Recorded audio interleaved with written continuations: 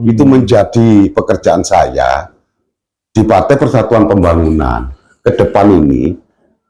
Harus anak-anak muda, anak-anak milenial, dan tadi tren itu Gen Z.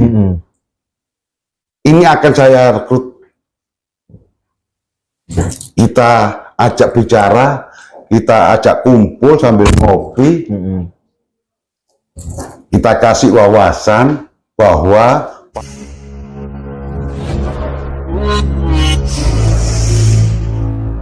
Assalamualaikum warahmatullahi wabarakatuh. Dulur Judes. Assalamualaikum warahmatullahi wabarakatuh. Kembali lagi bersama saya Trisna di sini dalam acara podcast Judes, ngobrol santai tapi bernilai, dulur. Nah, dulur, seperti biasa saya akan menghadirkan satu narasumber yang cukup istimewa. Nah, kali ini narasumbernya ini berhasil membawa salah satu partai di Surabaya untuk menaikkan suaranya hingga 200% dulu. Jadi awalnya itu mendapatkan 1 kursi dulur, dan kemudian bisa naik menjadi 3 kursi dulur. Nah, kita langsung saja sapa narasumber kita kali ini, Yai Muhaimin, Ketua P3 Kota Surabaya. Assalamualaikum ya. Waalaikumsalam warahmatullahi wabarakatuh. Alhamdulillah sehat. Alhamdulillah. Nah, ini Abah Yai Muhaimin ini luar biasa ini, karena baru menjabat sebagai Ketua P3 Kota Surabaya dan langsung mempunyai gebrakan-gebrakan yang bisa dibilang sangat luar biasa untuk wilayah Kota Surabaya, karena dari awalnya cuma mendapatkan 1 kursi waktu itu di periode yang lalu, sekarang menjadi 3 kursi ini. Ini apa sebetulnya resepnya ini? Apalagi P3 ini kan juga salah satu partai yang sudah lama malang melintang di dunia perpolitikan tanah air. Terima kasih Mas Kisna.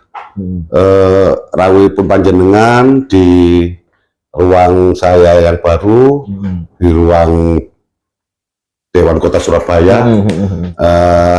Selamat datang, mudah-mudahan bermanfaat. Saya berkecimpung di partai politik itu ya tidak lebih dari 1,5 tahun lah.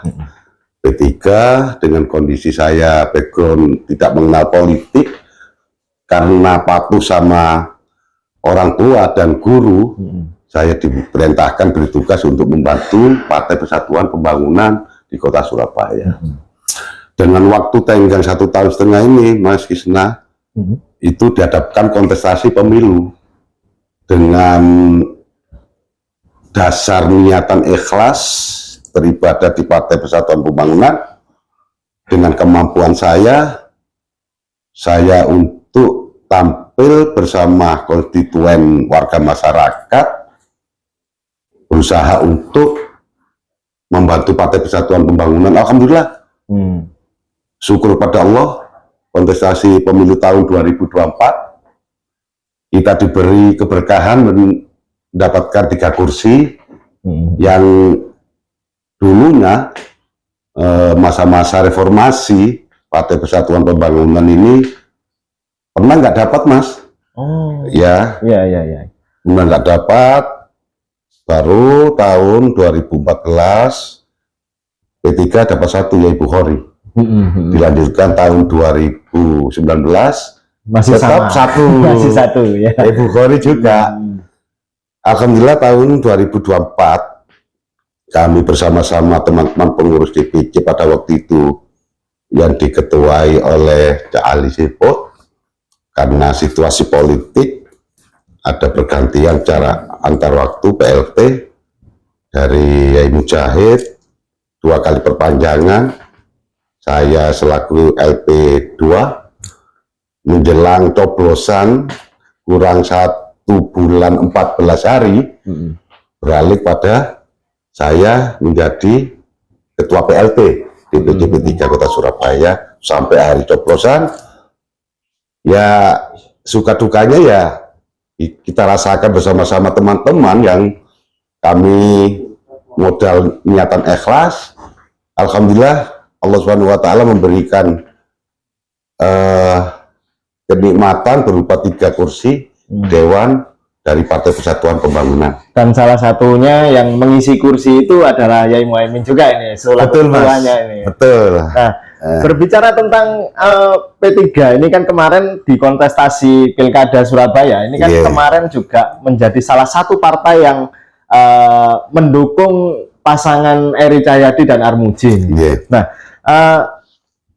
apa sih rencana kedepannya ini dari P3 Surabaya dengan berkolaborasi dengan pasangan Eri Armuji? Apa yang ingin diharapkan ke depan? Lah, merasakan syukur kepada Allah Subhanahu wa Ta'ala ini belum selesai.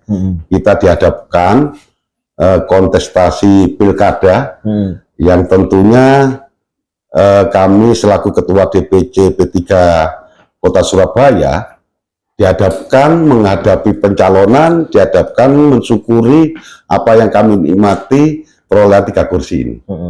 Dengan model 3 kursi ini, Mas, kami mencoba untuk mencalonkan wali kota dan wakil wali kota di Surabaya ini, perhitungan saya ya harus jadi. Nggak anggar milih. Jadi Partai Persatuan Pembangunan di Kota Surabaya ini pertama kali untuk mengusung wali kota Eri Cahyadi Armuji ini, alhamdulillah diikuti oleh partai-partai yang lain di Kota Surabaya. Dengan harapan Partai Persatuan Pembangunan manakala calon kita ini yang kita usung jadi, dampak positif nanti itu kepada warga Kota Surabaya umumnya, khususnya kepada Partai P3 ini ada dampak-dampak positif sehingga untuk menambah pundi-pundi suara yang kita hadapkan pada kontestasi pemilu tahun 2029 yang akan datang. Nah, berbicara tentang suara, nah ini kan apa ya, P3 ini kalau menurut saya identik dengan partainya orang-orang tua ini. Nah, ini gimana ini? Tapi walaupun demikian kemarin berhasil juga menambah kursinya di DPRD Kota Surabaya. Nah, ini gimana menghadapi pemilu ke depan ini seperti apa? Ya betul Mas Kesna ya. Jadi saya sendiri juga pikiran saya sendiri ya dibilang usia itu cukup, artinya cukup apa ya, nilai angka itu sudah 60 tahun ya, gak muda lagi. Tapi pola pikir dan semangat saya seperti anak muda. Dengan tekad itu kami sudah menerkan, jenengan itu beranggapan bahwa Partai P3 ini partai miliknya orang tua-tua. Memang itu menjadi pekerjaan saya di Partai Persatuan Pembangunan. Ke depan ini harus anak-anak muda, anak-anak milenial, dan lagi tren itu Gen Z. Ini akan saya rekrut. Kita ajak bicara, kita ajak kumpul sambil ngopi, kita kasih wawasan bahwa Partai Persatuan Pembangunan yang gambarnya itu Ka'bah, itu bukan identik partainya orang tua. Seperti kalian-kalian ini, kaum muda, milenial, Gen Z, P3 akan tampil beda ke depan. Banyak-banyak generasi milenial, Gen Z ini kita rekrut dengan catatan kita harus memberi inovasi, memberi kreativitas pada mereka sesuai zamannya. Kalau katakan sekarang ini zamannya itu zamannya serba aplikasi, serba media sosial, ya kita sesuaikan dengan itu. Ya kita adakan pelatihan-pelatihan yang sesuai dengan kesukaan generasi milenial maupun Gen Z. Ini kan P3 ini kan juga berkolaborasi dengan pasangan Eri Armuji ini. Nah, nantinya apakah ada juga kolaborasi yang bisa mungkin terjalin antara P3, Eri Armuji yang mungkin kemungkinan besar sudah pasti akan terpilih dengan anak muda, karena Gen Z yang sekarang ini menurut sensus tahun 2020 itu jumlahnya sudah 25, mungkin sekarang sudah nambah sampai 30% ya. Mungkin bisa nambah. Nah itu seperti apa strateginya? Ya, tentunya Partai Persatuan Pembangunan bahkan calon wali kota Erick Cahyadi Armuji, calon wali kota maupun wali kota, wakil wali kota Pak Armuji, ini gagasan dan pemikirannya ke depan ini untuk warga kota Surabaya ini sama seperti visi misi P3, yaitu menggerakkan kaum milenial. Tentunya dengan harapan di kota Surabaya ini, warga kota Surabaya ini betul-betul warga yang kreatif, warga yang memiliki inovasi, banyak ide-ide yang timbulnya dari generasi muda. Nah, tentunya wali kota nanti itu sama P3 ini nanti di samping pendukung-pendukung yang lain sama pemikirannya, nanti harapannya itu ya menciptakan lapangan pekerjaan melalui kreativitas dari generasi milenial. Tentunya ya itu tadi Mas Desina, mudah-mudahan ke depan ini 5 tahun ke depan banyak banyak pelatihan-pelatihan, banyak pendidikan-pendidikan yang kapasitasnya adalah untuk menciptakan lapangan pekerjaan. Bekerja ini kan nggak harus menjadi pegawai negeri sipil atau menjadi pegawai-pegawai yang itu. Kita ciptakan generasi muda ini mulai dini, kita ciptakan untuk berlatih berwira swasta untuk menunjang perekonomian di kota Surabaya. Insya Allah wali kota dan wakil wali kota terpilih nanti itu visi misinya sama untuk mesejahterakan warga kota Surabaya, khususnya generasi muda dan milenial ini. Berbicara tentang generasi muda atau Gen Z ini, memang mereka mungkin banyak kreativitasnya, tapi seringkali juga agak nyeleneh dalam tanda kutip, mungkin kurang untuk pengetahuan soal keagamaannya atau seperti apa. Nah itu P3 mungkin memberikan tawaran yang seperti apa untuk anak-anak ini? Ya, terima kasih, pertanyaannya bagus. Ini tentunya dengan azasnya Partai Persatuan Pembangunan ini, azasnya Islam, ya kita tidak melepaskan dengan kemajemukan di kota Surabaya. Kita ikuti perkembangan warga kota Surabaya, tapi tidak meninggalkan syariat-syariat agama, utamanya agama Islam, mayoritas di kota Surabaya. Tidak meninggalkan agama-agama yang lain. Tentunya generasi milenial dan Gen Z ini dengan kemajemukan agama yang ada di kota Surabaya, kita hiasi, kita didik, kita latih dengan kreativitas berkarya, tapi tidak meninggalkan norma-norma agama yang ada di kota Surabaya. Baik Islam, Katolik, Kristen, Hindu, Buddha, kita satukan untuk membangun kota Surabaya sesuai dengan visi misi generasi muda, milenial, ini kita ciptakan ke depan kota Surabaya. Berkat generasi muda ini akan tampil kreativitas dan inovasi-inovasi yang ditampilkan di kota Surabaya. Kalau di P3 sendiri itu ada kalau nggak salah pemuda Ka'bah ya. Nah itu seperti apa sih sebetulnya? Mungkin bisa sedikit dikenalkan lah kepada baik ini. Mas, di Partai Persatuan Pembangunan itu ada Onderbo. Artinya sayap dari Partai Persatuan Pembangunan itu ada 4 sayap Partai Persatuan Pembangunan. WPP itu membidangi wanita-wanita pembangunan. Ada GPK, Gerakan Pemuda Ka'bah.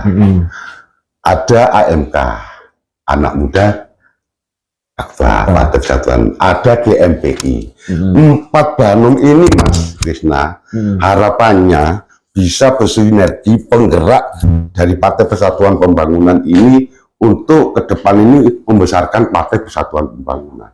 Nah, di GPK, AMK maupun GMPI ini dilingkari, ditempati generasi muda Partai Persatuan Pembangunan. Nah, kalau di Dan wanita jelas ya, Ya. wanita itu bidangnya ada muslimah, ada fatayat, ada IPPNU, itu wadahnya di WTP.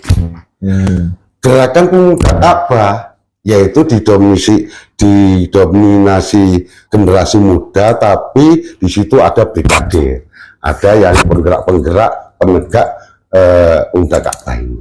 Dan itu ya tentunya dengan GBK yang sudah diwadahi Banom ini, harapannya juga begitu, generasi muda ini ditampung di gerakan Pemuda Ka'bah. Di AMK begitu juga, anak muda-muda Partai Persatuan Pembangunan, GMPE juga gitu. Nah ini tentunya sayap Partai Persatuan Pembangunan ini 4 underbar atau 4 sayap ini, harapannya ke depan ini semuanya gerak. Ini nanti juga harapan dari Partai Persatuan Pembangunan ini dari sayap-sayap ini. Oke. Nah itu kan apakah juga partai P3 ini kan juga apa ya, identik dengan yang namanya Nahdlatul Ulama ini. Nah ini ke depan untuk menampung para Gen Z, para milenial ini seperti apa ini? Apakah juga tetap akan menampung yang dari NU sendiri atau juga akan menampung semua anak-anak muda yang dari berbagai kalangan? Atau seperti apa? Tentunya kami harapan besar adalah Nahdlatul Ulama ini organisasi yang terbesar di Kota Surabaya ini. Kami selaku Ketua DPC P3 Kota Surabaya, ya tentunya anak-anak muda Nahdlatul Ulama ini, ada pemuda Ansor, ada Banser, ada IPENU, dan semuanya ini harapannya Partai Persatuan Pembangunan ini di Kota Surabaya ini banyak generasi muda Nahdlatul Ulama ini senang sama Partai Persatuan Pembangunan dan real melihat cara langsung bahwa Partai Persatuan Pembangunan Kota Surabaya ini kedepannya ini tampil beda untuk mengayomi semua yang ada di Kota Surabaya, khususnya warga Nahdliyin. Harapannya ya menambah suara lah Mas. Mudah-mudahan dengan 3 kursi ini, kita modal 3 kursi, kita berbuat ke bawah, memberi manfaat pada warga Kota Surabaya, khususnya warga Nahdliyin, sesuai hadis Rasulullah, khairun nas anfa'un linnas ini. Kita lakukan di Kota Surabaya, sebaik-baik manusia, manakala manusia itu dapat memberi manfaat pada yang lain. Ini prinsip dari Partai Persatuan Pembangunan, ya nggak sekedar slogan aja, ya kita buktikan realisasi di masyarakat. Jika Dewan P3 ini membawa manfaat enggak? Kalau ini sudah diterapkan ke bawah sampai akar rumput, insya Allah P3 ke depan pemilu tahun 2029 akan hasilnya lebih barokah. Oke, Dulur. Nah, ini tadi Dulur, yang penting memberi manfaat Dulur. Nah, apakah nanti P3 ke depan ini akan juga semakin banyak memberikan manfaat, khususnya anak-anak muda dan Gen Z ke depan? Kita tunggu saja Dulur gebrakan-gebrakan selanjutnya dari P3 Kota Surabaya, diwakili oleh Yai Muhaimin dan 2 anggota dewan yang lainnya Dulur. Gitu aja Dulur, sementara nanti kita sambung lagi di lain waktu. Assalamualaikum warahmatullahi wabarakatuh. Waalaikumsalam warahmatullahi wabarakatuh. Terima kasih.